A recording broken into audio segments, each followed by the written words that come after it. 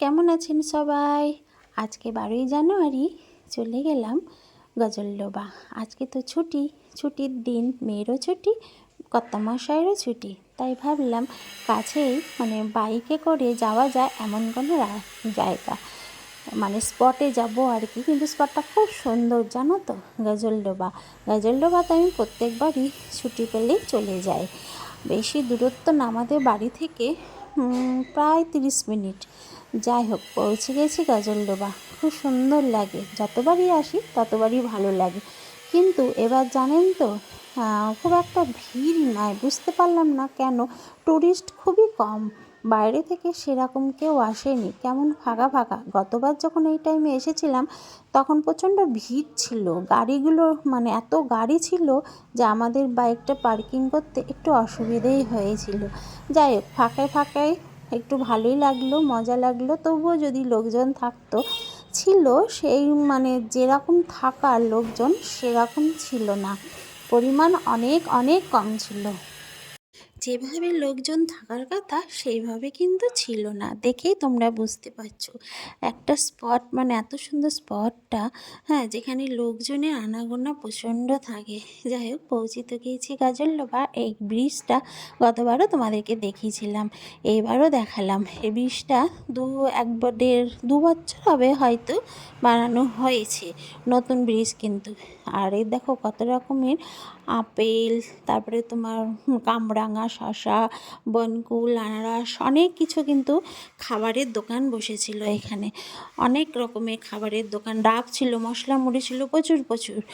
বাড়ি থেকে আমরা ভাত খেয়ে গেছি, তবুও আমরা ওখানে গিয়ে টুকটাক খেয়েছি। ওটা তো খেতেই হবে, না খেলে ঘোরার মজা কি, তাই না?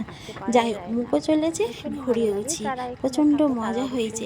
আর একটা জিনিস কি জানো তো, আমার খুব খারাপ লাগলো, এখানে আসলে অনেক পরিযায়ী পাখি দেখতে পাওয়া যায়, কিন্তু এবার পরিযায়ী পাখি কিন্তু আমার চোখে সেরকম পড়লো না।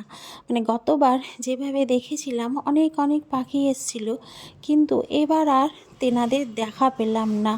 কেন কি জানি, হয়তো অতিরিক্ত ঠান্ডার জন্য আসেনি, না হলে এত গাছপালা কাটা হয়েছে, তারা এসে থাকবে কোথায় বলো, তার জন্য হয়তো আসেনি।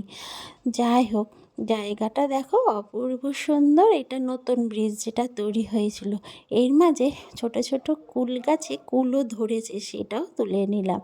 আর এদিকে যাচ্ছি ফরেস্টে, জানো, ফরেস্টের দিকে গেছিলাম যখন, তখন হাতি বেরিয়েছিল, ভয়ে ডরে আবার ঘুরে চলে এসেছি। হাতির সামনাসামনি হয়নি, তবুও এই যে ব্রিজটা দেখছো, এটা এই যে ব্রিজের এই জায়গাটায় তোমার ব্যারেজটা দেখছো, ব্যারেজটার নাম হচ্ছে তিস্তা ব্যারেজ। তিস্তা জলটা এখন অনেকটাই কম, বর্ষাতে এর আকার আরও বেশি ধারণ করে। কত রকমের বাজার বসেছে জানো তো, অনেক রকমের বাজার বসে কিন্তু। এই যে কাঁকড়াগুলো দেখছো, এক একটা পিস কাঁকড়ার দাম হচ্ছে 150 টাকা। যাই হোক, এত দাম, খাওয়া আমাদের পক্ষে সম্ভব না, ওই জন্য ছবি তুলেই রাখলাম, আর খাওয়া সম্ভব হয়নি। যাই হোক, কাঁকড়াগুলো দেখি লোভ লাগছিল, তবু খেতে পারিনি। কত রকমের মাছ ভাজা, পকোড়া, চিংড়ি মাছের বড়া, ডিমের চপ। এখানে কিন্তু অনেক অনেক বাজার বসে, কিন্তু আমাদের মালবাজারের তুলনায় অনেক দাম এখানকার বাজারের সবজি টবজিগুলো, তাই সেরকম কিছু নিইনি। এরই মাঝে ঢুকি পিঠে খেয়ে নিলাম। এই পিঠেটা খেতে অসম্ভব ভালো লাগে, আমি তো বানাতে পারি না, তার জন্য আমি এখানে এসে কিনেই খাই। গরম গরম ঢুকি পিঠে আমি আমার মেয়ে খেয়ে নিলাম, কর্তামশাইকে দিলাম, সে আর খেলো না। খাওয়া দাওয়া সেরে এবার তো বাড়ি যাওয়ার পথে, বাড়ি যেতে হবে।